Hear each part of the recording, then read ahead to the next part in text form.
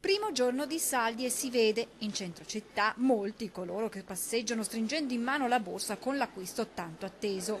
Perché tanti trevigiani, nonostante tutto, approfittano proprio degli sconti, capi d'abbigliamento e calzature, i prodotti che vanno per la maggiore. Si approfitta quindi ancora dei saldi? Sì, il primo giorno è d'obbligo, dai.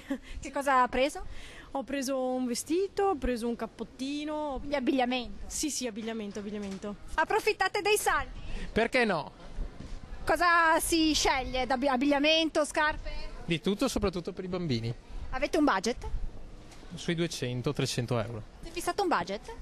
No, ci sono cose convenienti. I saldi sono ancora appetibili, diciamo. Su certe cose sì, ma non più di tanto, da quel che ho potuto vedere. Ancora dobbiamo comprare. Comunque ne approfitterete. Sì, sicuramente. Che cosa? È il cappotto per la moglie. Abbigliamento e calzature, sì, quello che si rimanda fino alla fine. C'è un budget che si è posta? Sui 150, penso di essere in linea con lo standard. Troppo presto naturalmente per fare bilanci, ma l'inizio fa ben sperare tra i commercianti, che però non mancano di ribadire come questo sia il periodo sbagliato per le svendite.